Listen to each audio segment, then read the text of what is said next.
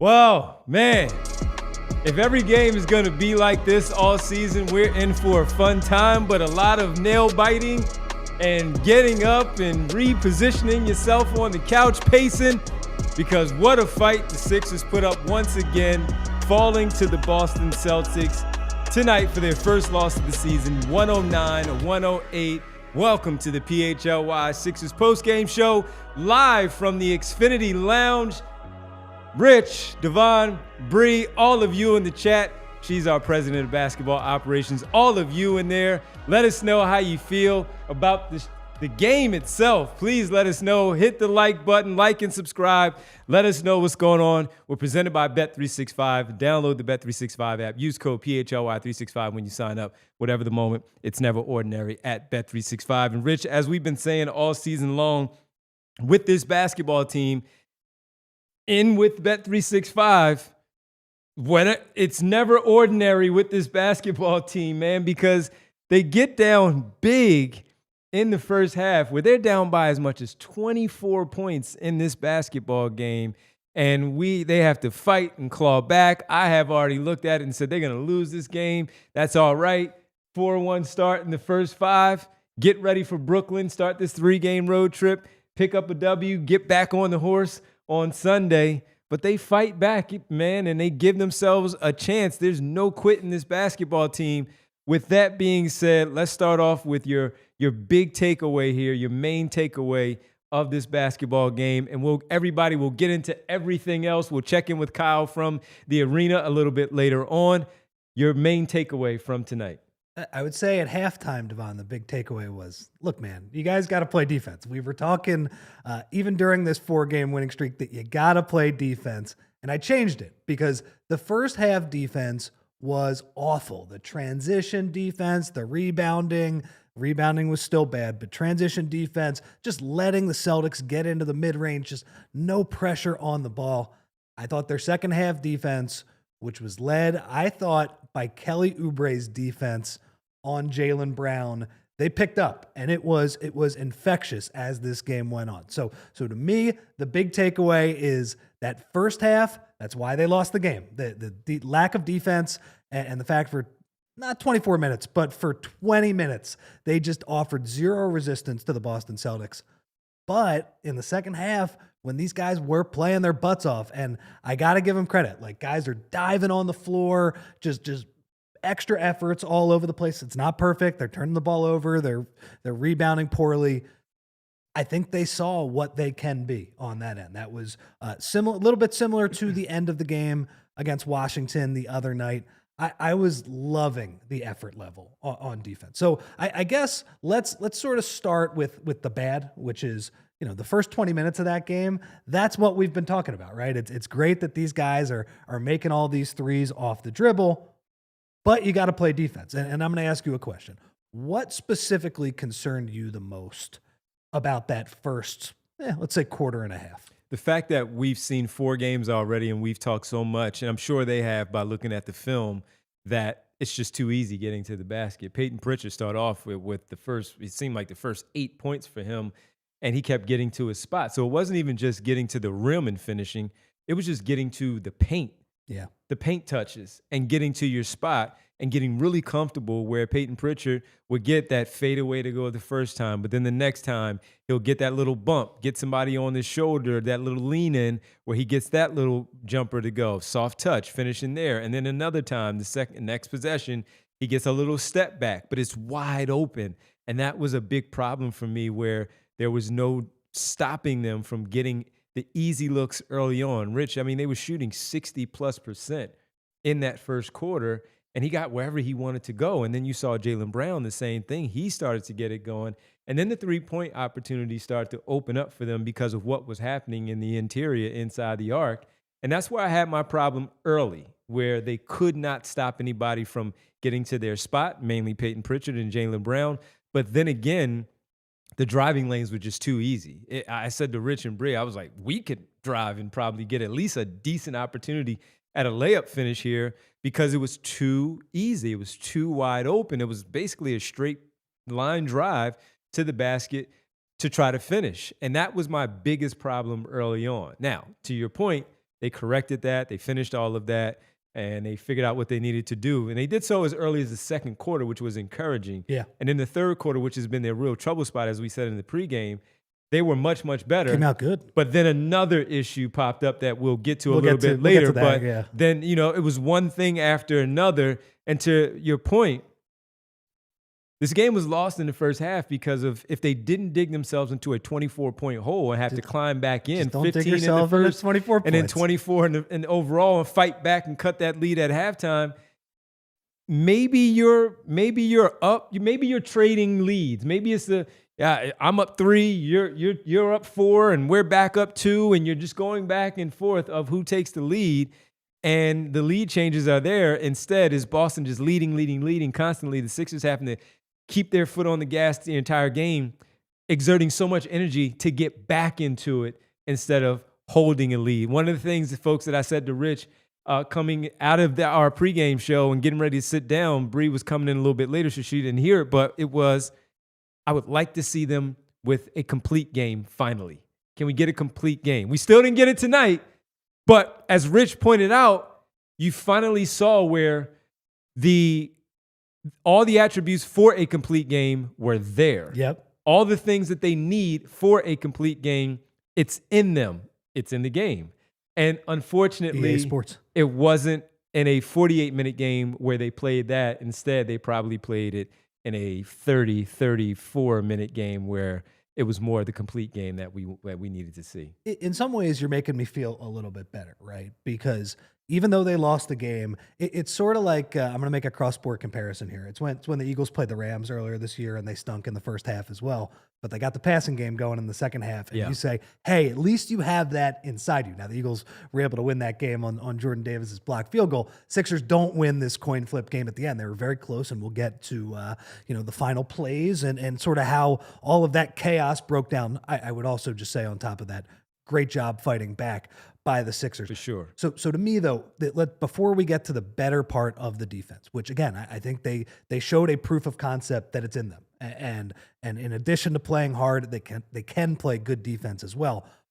But the thing that concerns me, man, is the transition defense. And that's got to get better. And they need to be a team that it can't be a crisis every time they miss a layup at the rim. It can't be like, here comes a corner 3 on the other end. Somebody's going to be able to lay the ball in. Like the second play of the game, Derek White, I think he just walks right down the lane because the transitions defense is terrible and they can't get matched up. And, there were multiple plays where in the first half, like Quentin Grimes gets blocked at the rim, just easy run out in a way that shouldn't happen. Joel Embiid gets blocked at the rim. The one where he tried to brace his fall, we never got a replay on that if he got fouled on that one. But there's a 3 on the other end, and it just can't be quite this disastrous. Now, I will say a couple things on that. Number one, Sixers are crashing the glass pretty hard, so there is a little bit of a trade-off in that regard. But I just look at this team, and outside of Joel, and that's a big deal because transition defense is a 5-man thing. Like if you have a weaker link, that can hurt you. But they increase the team speed by a lot in the offseason. This team is fast. They got a lot of guys that can get up and down the floor. They got a lot of guys where we have talked about the defense to offense plays and the excitement that Kelly Oubre and VJ Edgecombe and Tyrese Maxey and all of these guys have provided for us. It can't just be defense to offense. You got to be able to transition back from offense to defense. So I think that is going to be a big talking point because that has been an issue over the first few games. Mm-hmm. The NBA game is as fast-paced as ever. That is what bothers me the most. I will say the rebounding is also frustrating, but like I said there, they increased the team speed in the offseason. The size really isn't there. I think the fact that you don't have somebody like Barlow is also... I was waiting for you to finish to say they missed Dominic Barlow. I think that hurts him. I mean, again, he was very good against Boston the first time. So it's frustrating to watch them, and I think that is also a huge issue, the fact that they cannot grab a defensive rebound, and it was a big deal tonight. But I think that's a little bit more understandable with the personnel. So so I'll just give the numbers quickly to your point. 16 offensive rebounds for the Boston Celtics tonight, and to the Sixers, 9 offensive rebounds. The Boston Celtics won on the glass 45-40, so the discrepancy not all that much. But when you have the offensive rebounds, you give yourself a chance. For the second chance opportunities, 17-11. So while the numbers look good in the end, in a sense, it was still 7 of 18 for the Boston Celtics to the Sixers 4 for 8 for their 11 points. So it's the opportunity. It's the amount of chances that they're getting for those second chance opportunities and those second chance points. So while not a big number, once again, it's when they happen too. And as we were sitting there and Rich is talking about it, we were kind of looking at each other as it was happening in the moment, because second chance points, they got only 2 points in the fourth quarter, but six opportunities. So only 2 points, and the Sixers had 2 as well, but more opportunities. They have to clean that stuff up. They have to tighten it up. It's not us picking.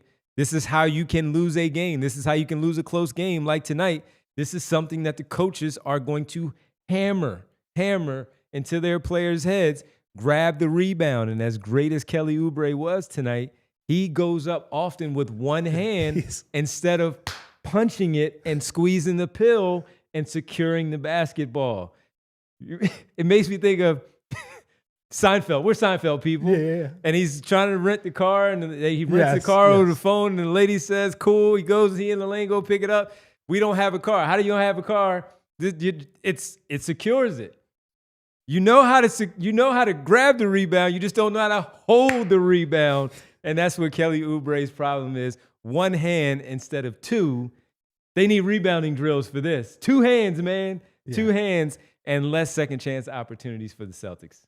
Kelly Oubre is an agent of chaos in all of the delightful ways. And by the way, he's going to get an award later tonight too. So this is mostly positive. Yeah. Kelly Oubre's rebounding though, yeah, man, like sometimes he double pumps, sometimes he's flying in there almost too hard and he falls. He's always falling into the first row on those rebounds. Well, first he's bumping into his teammate. Sometimes he's bumping into his teammates. He and Andre Drummond are very good. And Richie still had 9 boards. Oh, look. He should have 14 rebounds. Look, the effort level is there. And that's where I was going to get to, is that starting at the end of the second quarter, starting with his defense against Jaylen Brown, who was cooking in the first quarter, and it was not all against him. It was, he got Jabari Walker early on. He got VJ on a mismatch. And look, some of that is great shot making. Jaylen Brown, he's an finals MVP, man. Great player. But Kelly Oubre turned up the heat on him. Like he again, we joke that with the red hair, he's a guy playing with his hair on fire. He just decided, I'm going to fight through every single screen. I'm just going to play this guy super tough. Fantastic. And he did that. And sure, Jaylen Brown got some buckets as the game went on as well. But I give that dude so much credit, man. He's playing with so much energy. At one point, did you see? I think he did a push-up in the middle of a play. Like he was flying around an off-ball screen. He got knocked to the ground, and before getting up in the middle of the play, he does a push-up. When he's getting steals, he's signaling first down the other way when the ball's going out of bounds on the other team. That's infectious. That's awesome. I loved how Kelly Oubre played on the defensive end. I loved how he shot the ball on offense. We talk about the chaotic nature of Kelly. Kelly's stroking the threes tonight. Can't make a free throw to save his life. Hey, look, you take that, right? The threes count a lot more than the free throws. Obviously, I get to the free throws. I know the free throws bother you, but I thought he was very good, and I thought that was infectious because the rest of the team started to defend with that level of intensity. I mean, Tyrese Maxey turning up the help defense a little bit. I thought at the beginning of the fourth quarter, Adem Bona, some of his we think of Adem Bona as a shot blocker and a guy who's a rim protector. You want to drop him. They had him at the level of the screen. He's pushing up on Tillman. He was causing absolute havoc out there. VJ was causing havoc.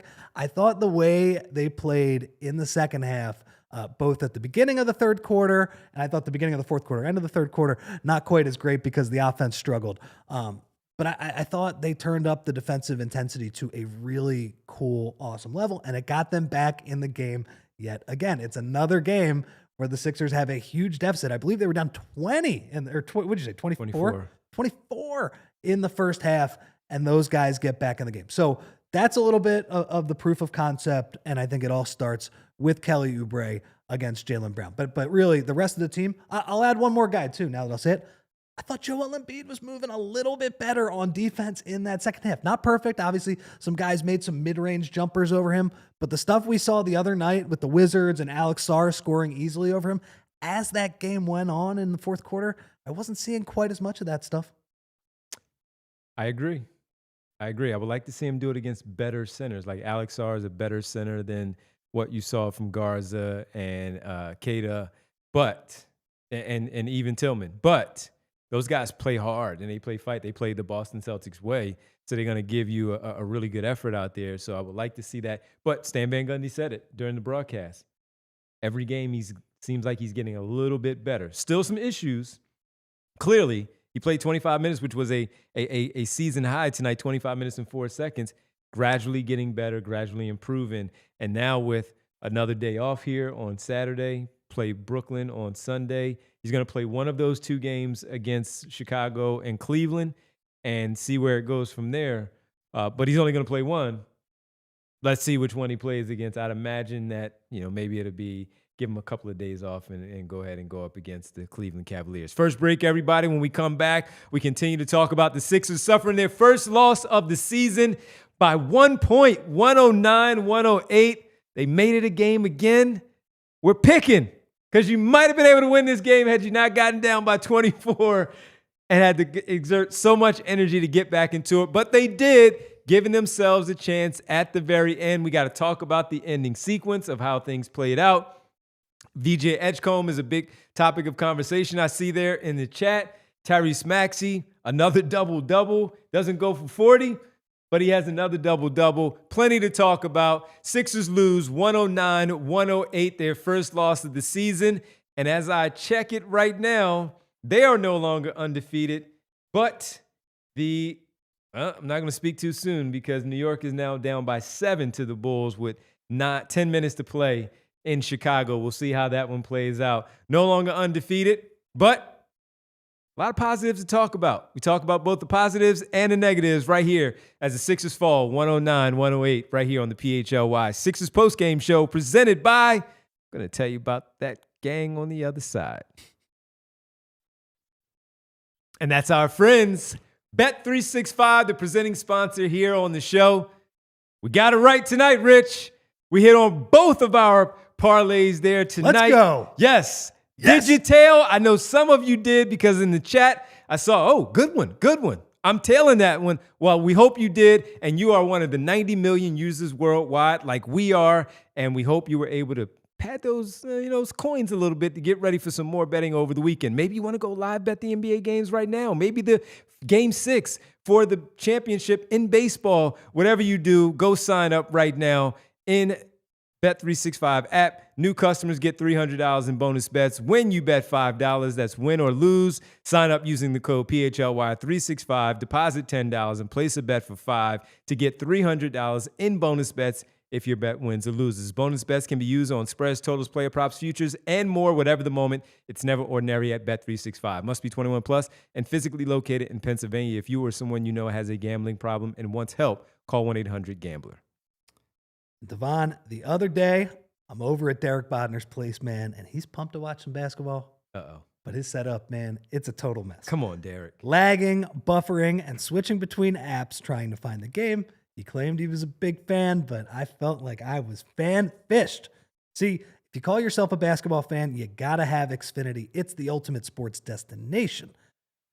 I can find the best games and my favorite teams all in one place, and the way I watch is next level. It's the perfect fan flex. I've got all the action right there in my living room, plus Xfinity's best picture and sound with enhanced 4K. So clear that it feels like I am in the arena. Also, the Xfinity. Sometimes I've got 4 games going at once too, because why not? And on top of that, I get real-time notifications and live stats right there on my TV. It's the best seat in the house every single time. Next game, make sure that big fan isn't a big fail, and learn more at Xfinity.com. Xfinity, imagine that. Restrictions apply. Multi-view requires Xfinity 4K capable TV box. Welcome back to the PHLY Sixers post-game show. Sixers fall for the first time in the young season. For 5 games in, we said maybe get the 3-2, and that's a really good start to the season. They got 4-1 in their first 5. and I'll take it. Let's be real, Devon. Like the winning all 4 of those games in the manner that they did, some regression was coming. And of course, of course it stinks to lose a 1-point game, but the law of averages says that you are going to lose one of these coin flip games at 1 point. It's okay. It's okay. I know it's a bummer because it's the Boston Celtics. It's still that team, even if they don't have the same firepower. I get it. But it's okay. It's all right. It's all right. So with that, let's go ahead and check in on our Ace Hardware temperature check and see where everybody is on. Let me first tell you about Ace Hardware temperature check. Got to talk to you about Ace Hardware temperature check. Visit Ace Hardware Home Services online at acehardwarehomeservices.com to get started on your next project. Ace Hardware temperature check on VJ Edgecombe. Rich. So I think the big question for me with VJ, again, another very impressive performance from VJ.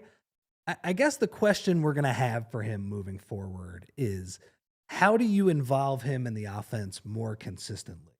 And I thought at the beginning of the year, Devon, that he was going to be a guy that you weren't going to look for consistent offense from, where I thought, him being the 4th or 5th option, that's okay. He's learning. He's going to get better. And I'm sure there are moments that's going to happen.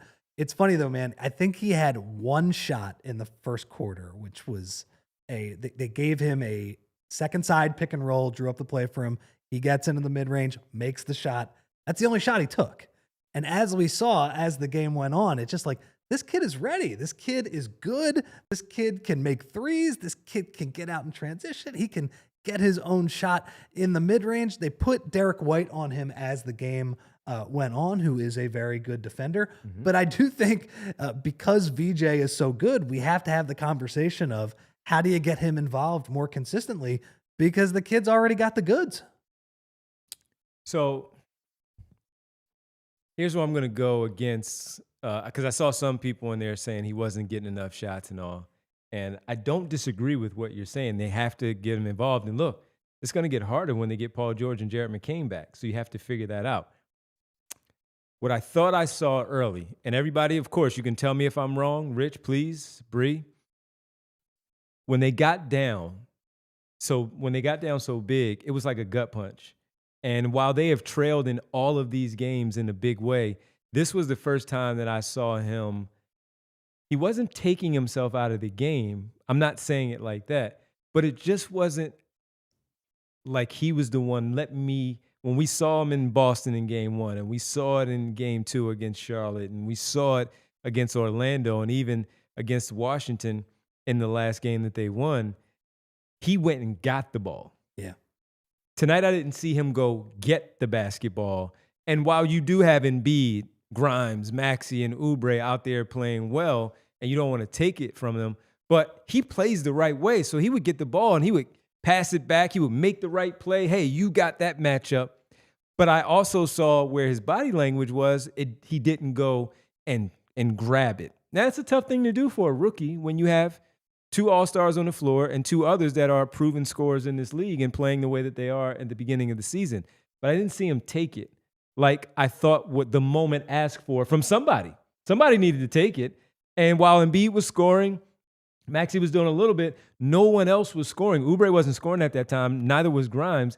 It was Joel Embiid and Tyrese Maxey. So I saw that when they took that first punch, that he didn't punch back. We've seen him punch back in the others. And I'm not saying he was tired. I'm not saying any of that. This is just him having to figure out, as Rich pointed out, how to stay involved in the game and not get lost in possessions. And when you do get punched, like we've seen in the other games, he responded quickly.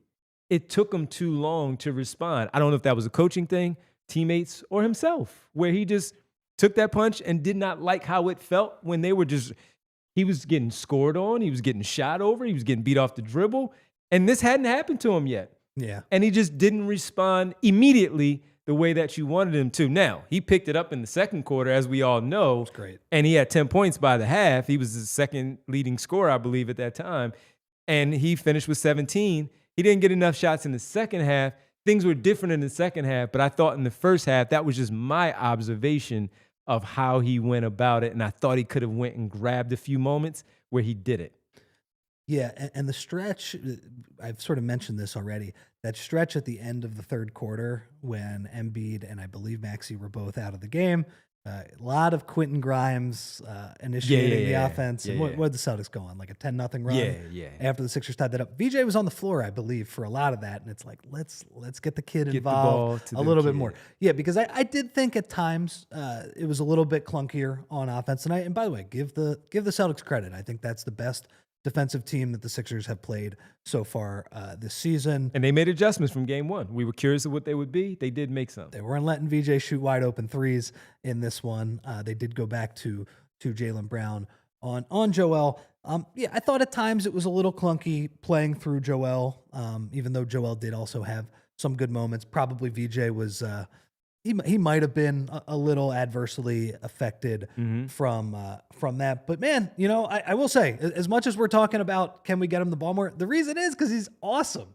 And he has these stretches where he just puts a smile on your face, where he gets out in transition. The one that I am thinking of, he gets the ball. It's pretty much the same exact move from the other night when he got Paolo against the Magic. They throw the ball out to him, end of the shot clock, grenade. He's got to make something happen against Pritchard at the top of the key.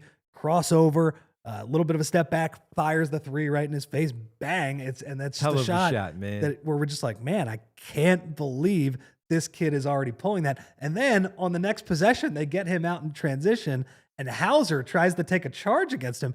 You can't take a charge against this kid. He's just going to jump to your shoulder to the point where you're not square, and VJ lays it up, puts it up off the glass and in for the N1. 6 quick points just like that. He's done that a few times where he's either avoided the charge completely or he's gotten to the side and very good body control. Man. It's really good, man. Very good. And you know what? We talked all summer and even leading into the preseason about, you know, one of the downsides of VJ is that sometimes he takes off from a bit too far.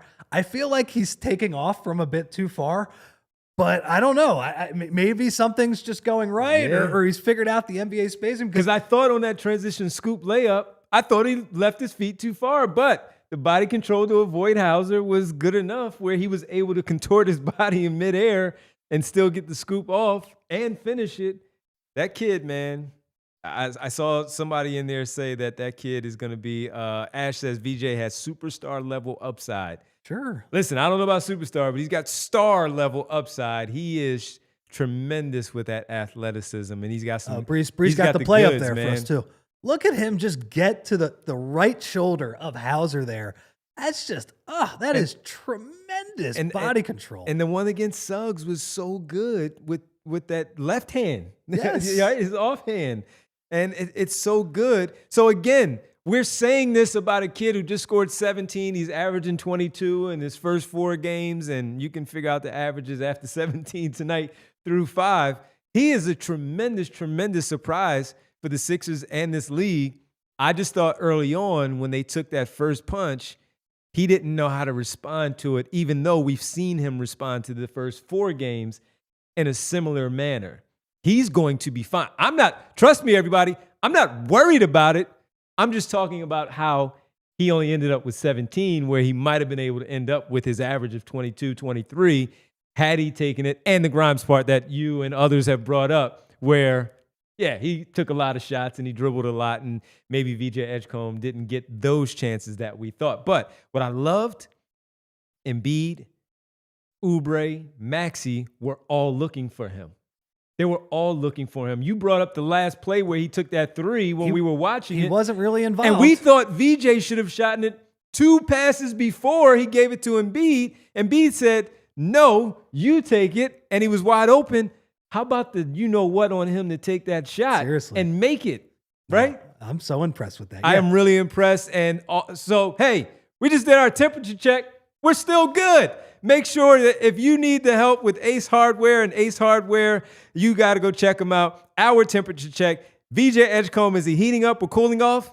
He's still good in our eyes. Make sure you visit acehardwarehomeservices.com to get started on your next project. it's very similar to the game against Washington, although that one ended up in a win, where you're just like, man, he needs to be more involved. He does. Because even in these quote unquote bad games, he's just doing so many positive things with the ball in his hand. And it's like, man, you've graduated past a level that I didn't think you were even going to get to for a few months. And Richie still played 39 minutes and 44 seconds tonight and was 7 for 11.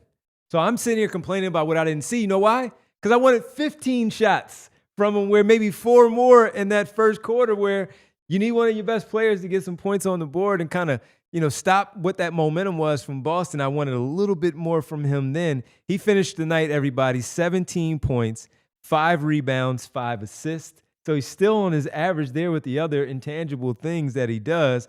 And he only had 2 fouls. Where he had 5, he got into foul trouble against Washington. He only had 2 tonight against the Boston Celtics, but still finished with a tremendous, efficient 17 points, 7 for 11 in 39 minutes, and only coughed the ball up one time.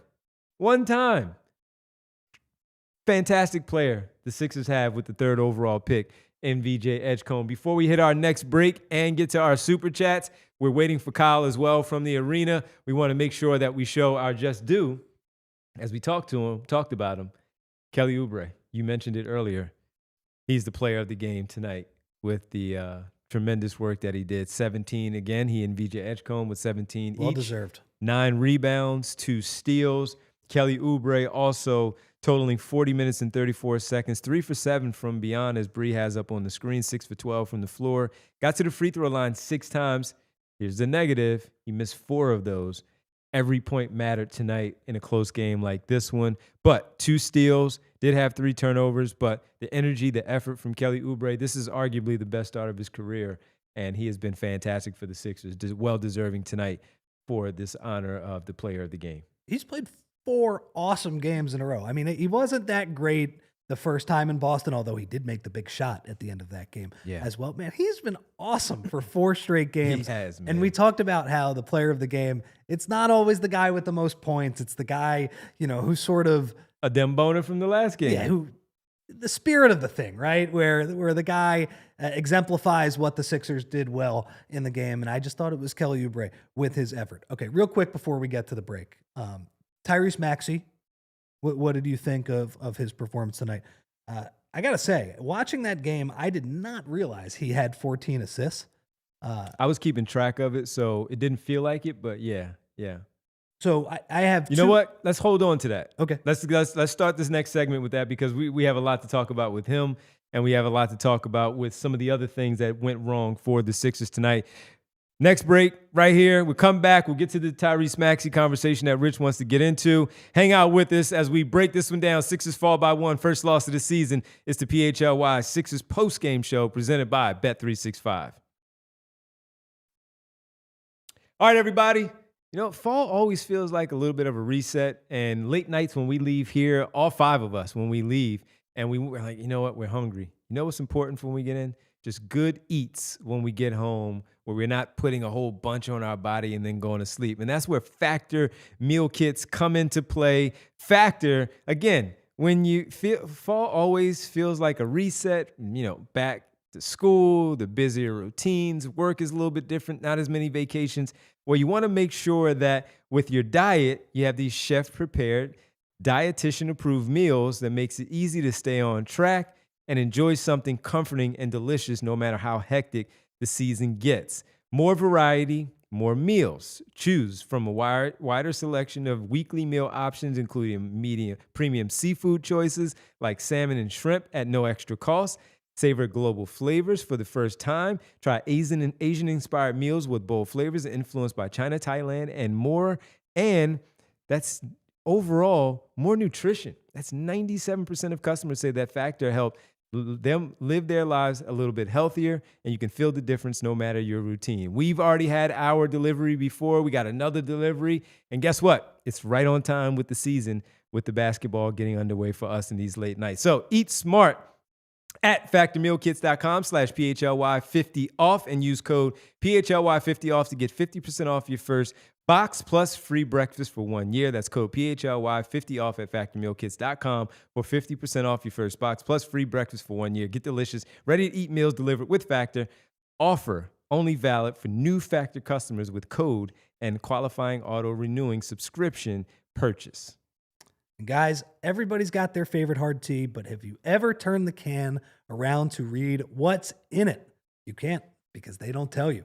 And while they hide what's inside, Crooked Tea brags about it. Crooked Tea brews real USDA organic tea for real flavor with zero sugar. Guys, there's just no fake junk hiding behind the label. What you see is what you drink. And next time you're at the store, flip the can, guys.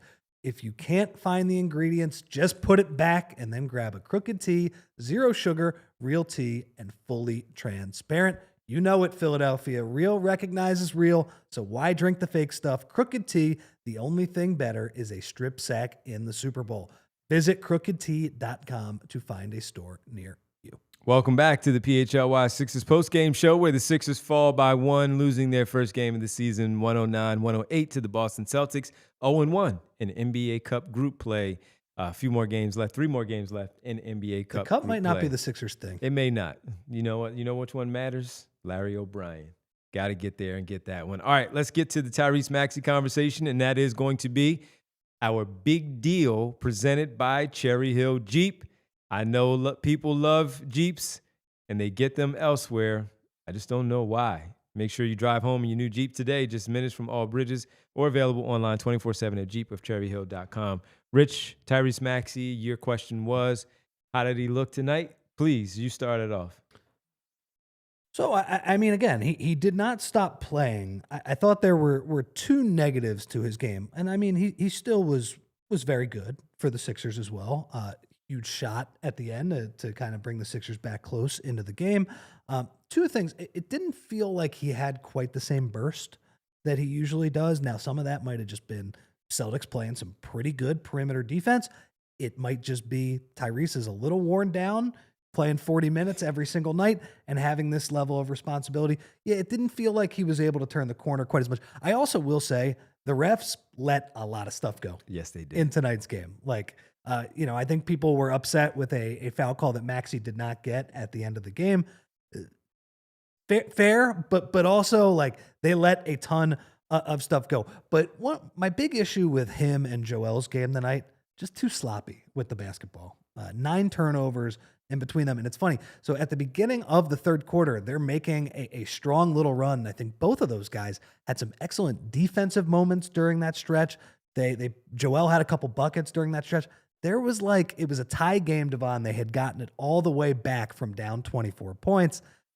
And they had 4 turnovers in 7 possessions. And it's just they didn't seem like they were 100% there. And this is when they cut the lead and got themselves back into it. And then Boston goes on another run and puts themselves back up 10. Boston was wobbly, and it just felt like if they executed a little bit better on the offensive end, it just felt like they were a little bit out of sync on the 2-man game. They had a couple buckets early on the 2-man game, but a couple passes behind Joel. Tyrese had the 1 pick 6 where Simons reached around him and they got a bucket on the other end. He also dribbled one off his foot. He did. And, we didn't see the replay on all of those. I think the one thing I would tell Amazon, a few more replays, please. Sometimes we don't need the game to completely stop. A couple more replays to see what's the contact level on those plays. Right. Can we give the proper amount of blame and credit, because I don't really know what happened on those plays. So yeah, it was a little clunky, I think, at times with those 2 on offense. Now, that said, I think the big issue, though, is the turnovers. And the Sixers have been one of the best teams in the NBA at taking care of the ball tonight. They lost the possession battle by quite a bit. Yeah. It's another reason that they fell just short. It's okay. I mean, but it is worth pointing out. I did think those guys were not in sync the entire game. So, Bree, let's get Bernard McCoy's tweet up here, just because he talked about Tyrese Maxey's turnovers. He says Maxey played 44 minutes. Turnovers came from being tired. Gutsy performance from him. Joel Embiid, Grimes, and Drummond were horrible tonight. Justin Edwards in his own head. Bernard, thanks Two so J-Es. much. Wow. And you translated the J-Es right away. Yes. You speak Bernardese, man. You got it. Yeah. I think that's Justin Edwards. I think you're right, too. I think that's because they're separated. But if not, Joel being in his own head, maybe he is a little bit. I don't know. But no, I think he means Bernard, thank you for the super chat. No, I actually think you had it reversed because Justin Edwards was horrible tonight. And Embiid, I don't think you can say Embiid was horrible tonight. No, but the turnovers, to your point, I think two or three of those were from being tired and being, in this case, in his head a little bit about his knee and what he can and cannot do. But he had some turnovers where he was gassed. And after he made about 2 turnovers, a couple bad plays, Nick Nurse took him out of the game because he was fatigued at that point. And they wanted to also preserve some of his minutes for later on in the event that they came back like they did to play him the remainder of the fourth quarter, finished with 26 and 4 tonight. But the Tyrese Maxey point, I agree with you that the tiredness came from all the minutes that he's logging and also a combination of what the Celtics did defensively by bodying him up, building that wall that we used to see for Ben Simmons with the Boston Celtics for so many years. Just in this case, we know that the shooting can bust up that wall in that sense. But he's so impactful that he ends up with 28 and 14 on the night. That's how good he is, where he still ends up with the night like that. And I think he even got the whistle on the next drive to the basket where I think it was less of a foul than it was the previous play because they didn't call it. It was a little less of a foul. They had to call it because it was foul, but keeping consistent where you're calling that foul all the time. But I thought he was all right. I thought he was fine.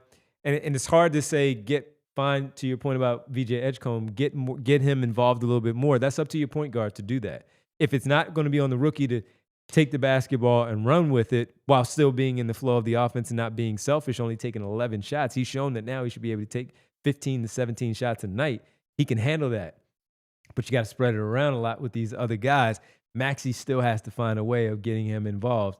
And when you have 14 assists, it's tough to say that, but that is still the job of the point guard when you have that dual responsibility of getting your guys going overnight. Maxey with 26 leading the team. I said 28. I apologize, everybody. 26 and 14, 4 for 9 from behind the three-point line. And he still had good looks from behind the three-point line. The only one that I questioned was when he dribbled it, he fumbled it, picked it up again, dribbled, and shot it. I never thought he had full control of that basketball to shoot that three, and he missed it.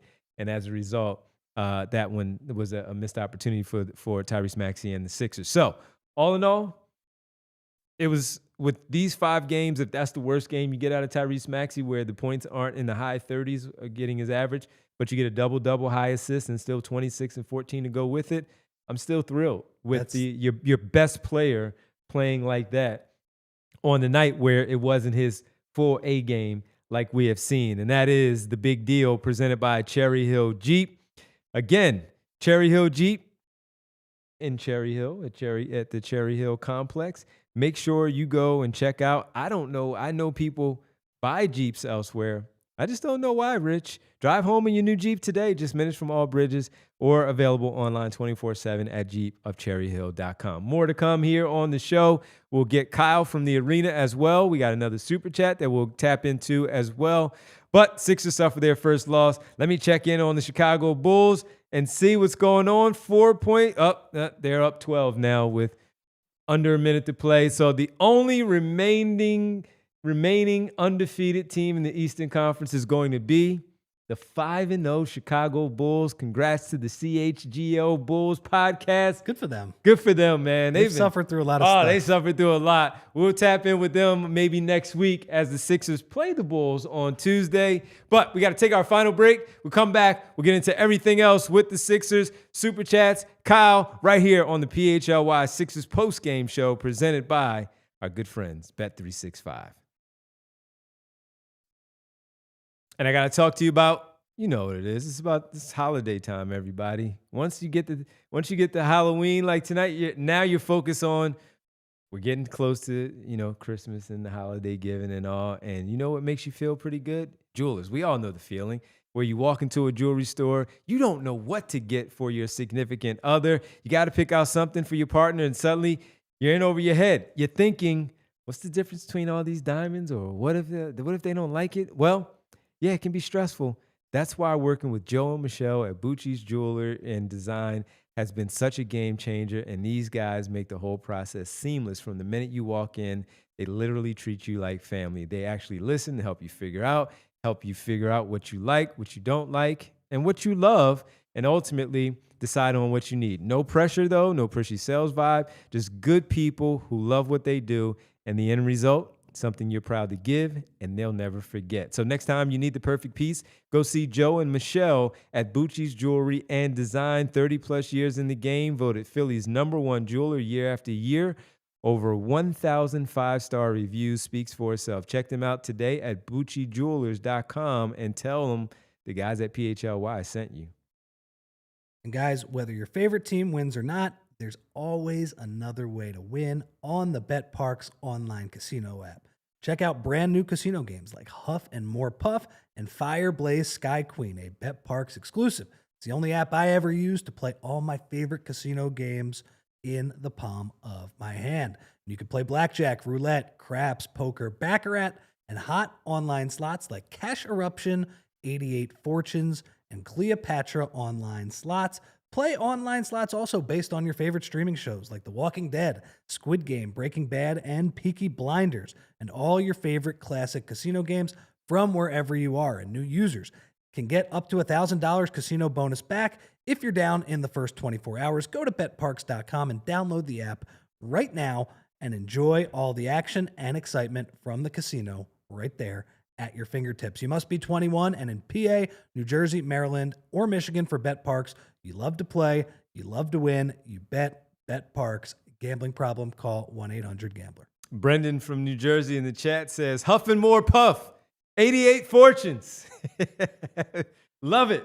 Make sure you do that at BetParx and check it all out. All right, we're back here on the PHLY Sixers post-game show. Let's get to the Super Chats, Rich. Let's run these in because we got one in already with Bernard McCoy. We appreciate it. Davon, a.k.a. Schoolboy Beats. Pace was too slow to start, but we lost this game on the boards, the foul line, and second unit not holding up the last 3 minutes when Maxey and Embiid sat. What are your thoughts on that? We were constantly talking about the offensive rebounding, and, I was picking at the free throws where they just did not make free throws, and tonight you lost by 1 point. I think Davon, like always, is on point. I want to let's focus on that last point he made, though, the second unit not holding up in the last 3 minutes. Yeah, that was rough stuff, right? And that was Quentin Grimes, who was not very good tonight. I think that is a kind way of putting it. The stats don't look quite as bad at the end of the night. He did make some shots down the stretch, but he was just out of control in this game. The one thing I will say about that second unit not holding up in the last 3 minutes, we already talked about maybe get VJ a little more involved. Even 5 games into his career, he is a little bit of a stabling influence. The other thing is that those minutes are going to belong to a combination of Paul George and Jared McCain when they come back. So I think the Sixers will be in a decent spot. You can move Quentin Grimes a little bit more off the ball in those situations. But yeah, I mean, that was a disaster. They gave up like a 10-0 run after coming back and battling back into the game. And it just, that lead evaporated. I mean, that lead just grew for Boston very quickly. So Davon, I agree with you. That was a frustrating stretch. Not Grimes' best stuff, but I do think Paul George and Jared McCain will be very involved in those minutes when they come back. And I think you have a better chance to at least tread water in those spots with those guys. Celtics were on the glass overall. They were a +5. They were a +7 on the offensive glass. Sixers were a +2 on the defensive rebounding side. Field goals in general, the Celtics were a +7 tonight, but they were only a +1 in threes. Celtics did get up a ton of more shots than the Sixers because of those offensive rebounds that came back to bite them. Sixers shot more free throws, so that gap gets closed a little bit. But the Celtics, you're right, man. I mean, they 22 more shots. They won the possession game. They turned the ball over less. They got on the offensive glass more, and that's a bummer, right? Because we felt like this is a team that shouldn't necessarily be able to out-athlete you, but they kind of outworked you especially at the beginning of the game. They were more organized and they outworked them. Now, Sixers closed it like they always do, and they played hard, and that was good. But yeah, free throw discrepancy, as Rich talked about. Sixers were 21 for 29, where the Celtics were 7 for 12. So they were the more aggressive team, and they got the opportunities. It just, they missed 8 free throws tonight, and that will hurt you, especially when you have the other things going against you. Turnovers, Sixers turned the ball over 18 times, 25 points off of those turns. 10 turnovers for the Celtics, 11 points for the Sixers off of those. Ash with the super chat here saying the 76ers turned the ball over 18 times, gave up 16 offensive boards, and let the Celtics take 22 more shots. How did they have a chance to win this game? They don't quit. They don't quit. They shot a little bit better from the field. And they got to the foul line. And they got to the foul line to close the gap, Ash. But I do agree with you. That's not something you want to see. Like any NBA coach, they're always handed the box score after the game, and like I've covered 3 or 4 of them. The first thing they look at is the total shots between the teams.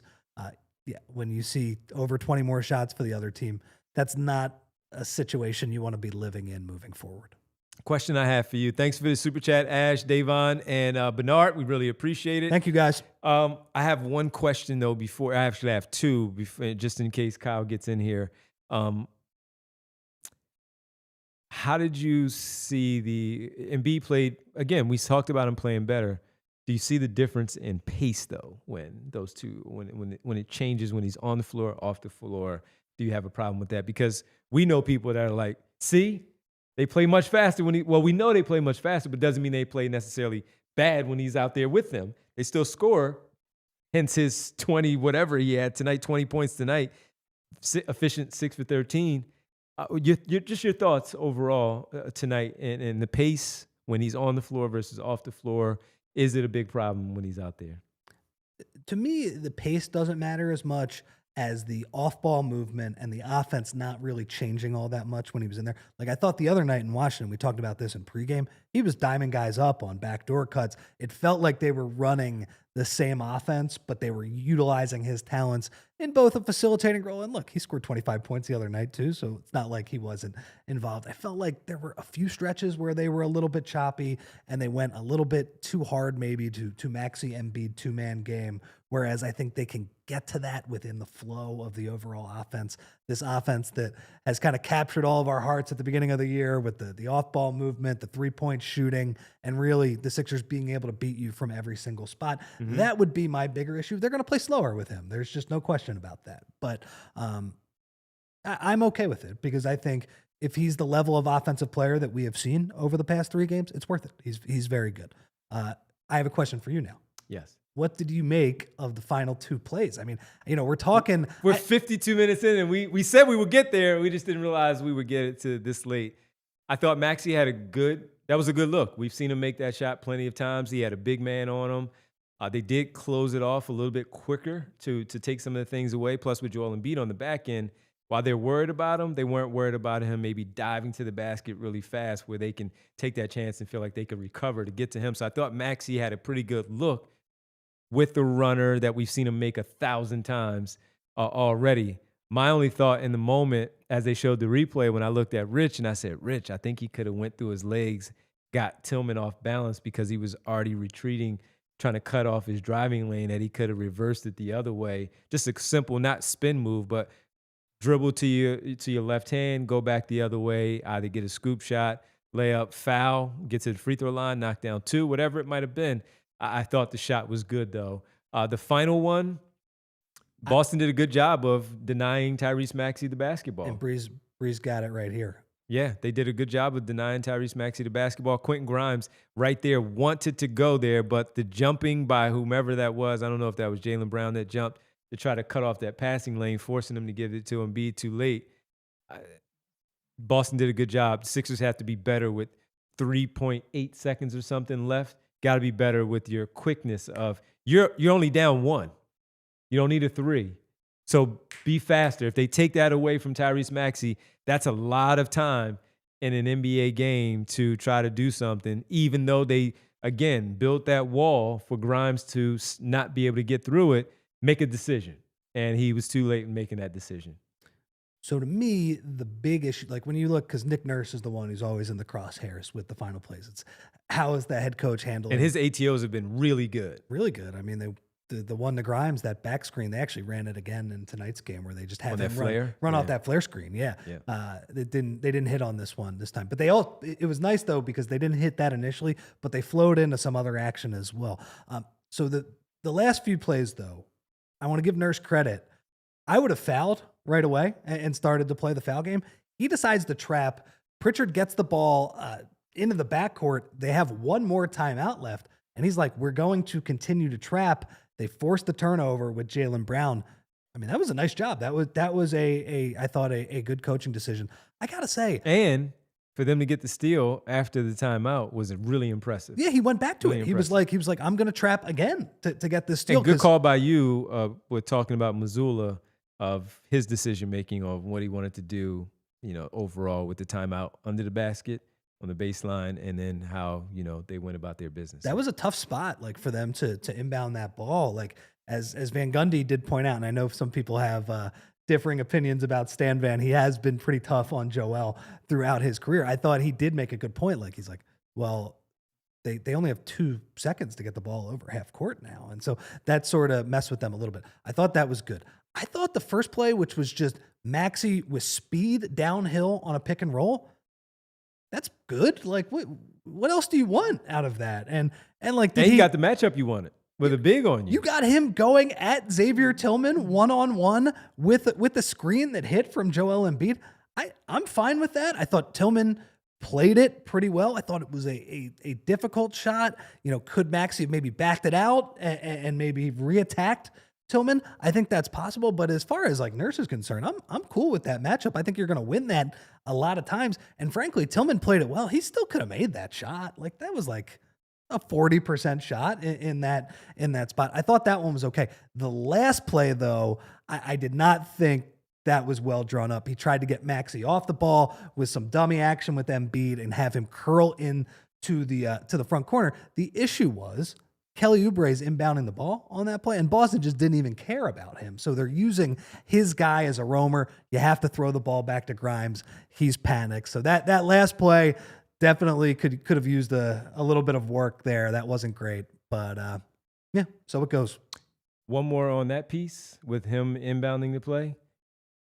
This is kind of minor, but when that's taken away, also I'm looking at this, Rich, that angle, right-handed versus left-handed, it's good if he's going towards the sideline and the baseline where he can make that pass. But now that he has to, and they're cutting off that angle, now with the left-handed passer having to go across his body that way versus the right hand where you can do a little bit different. I don't know how much that might have played into of how he wanted to get the ball in as well. Again, small little details. They just all come into play overall. So last one, and then we have to get a super chat and get out of here. Trendon Watford. Not his best game. Still hasn't played a lot of basketball, but he was rusty. Much better against Washington than he was tonight. And I thought it would be better tonight versus how he looked against Washington. It's been weird. I mean, I wonder, and I think we should probably ask Kyle and Derek when they're back on the pod. I guess he's on some sort of minutes limit because he's only playing 11 minutes in tonight's game. I'm not saying he necessarily deserved more minutes than that, but it is a little bit hard to get into the flow. Like, he comes in, I think he sits the entire first quarter, comes in the second quarter. A little bit of awkward stuff. Yeah, he was not necessarily in the flow of the offense, but when he was struggling in the first half, the entire team was struggling as well. I'm willing to give him a pass, give him a few more games, let it go. But yeah, he definitely looked rusty for sure. Had to ask though, because he is part of the rotation. We talked about Justin Edwards not looking good, and tonight Trendon Watford also not all that great. Justin Edwards struggled with his threes. I mean, look, they were good looks in the first half. 3 in a row. And he missed all of them. Now, that said, against Charlotte last week, I wouldn't say those shots were any better, and he made those to get him back in the game. Certainly was not his night. I do think Justin Edwards, once you get Paul George back, once Watford gets a little more reacclimated, once you get Barlow back as well, he's probably not going to play as much. That's okay. Folks, we're going to go on the overtime here quickly just to let everybody know that we are saying goodnight on the television side. We have roll call on the other side. We thank everybody on TV all week long. Come back with us on Sunday where we have a pregame show starting at 5:30 as the Sixers start a 3-game road trip with the Brooklyn Nets, who are terrible. That's a nice get-right game, That's a guys. nice get-right game Hey, against look, the Brooklyn Nets. All of these games have been heart-racing. All of them have been down to the wire. If you don't get a full game, man, there better be some old-school load management with Tyrese Maxey and Joel Embiid kicking their feet up for the fourth quarter. We talk about Justin Edwards and whether he should be playing. He should be playing in the fourth quarter of that game. Yes, he should. Because they stink. Yes, he should. All right, let's get to our final super chat from Davon. Joel only being focused, being a 3-and-D player this offseason, or is this Edwards?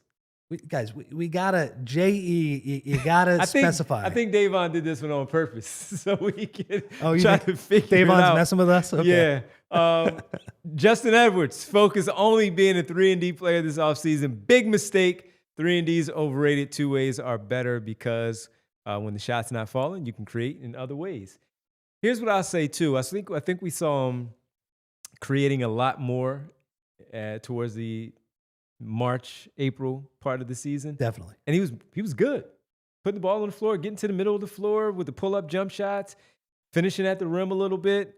We haven't seen that yet this season. And I wonder if it's something that, to the point earlier, in his head a little bit, where he he's overthinking it. He gets some shots to fall, but he's not doing everything. He's fouling way too much. Like that Orlando game where was it Orlando or Charlotte, where he got in that foul trouble because he kept barking at whoever it was on the other team. Might have been Orlando, and he wasn't doing anything offensively. He did, but then he got 3 quick fouls and he's out of the game. So he needs to put together a complete game, both offensively and defensively, as a 2-way and not just a 3-and-D type of player, where they're not asking him a lot to put the ball on the floor and worry about doing all those things. They want him to hit shots and play good defense on the other thing, make the right plays.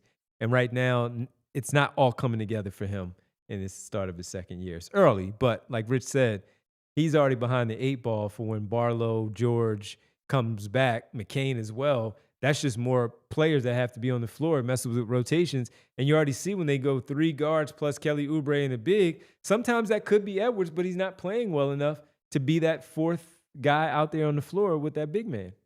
It's just, I don't think that's going to be his role when they have these guys. Like, as much as we were impressed by him in March and in early April, when they basically just had Quentin Grimes taking all of those shots and Justin Edwards did have to soak up a lot of possessions.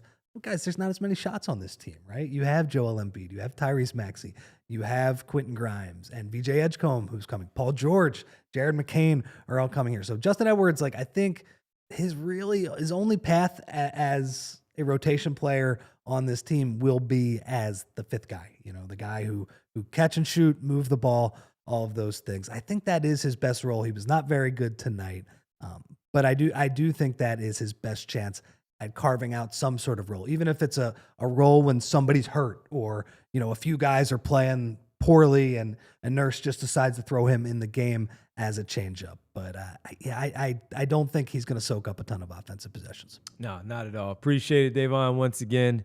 Jaden says, I remember when J.E. was dropping 20 a night. Last year was a fever dream, man. Jaden, you ain't lying. And that's our boy Jaden, who hung out with us a lot last season as our intern. What up, Jay? Thanks for hanging out with us tonight. All right, make sure you all go read allphly.com. Kyle Neubeck's Good, Bad, the Other. Give you a recap from tonight's game.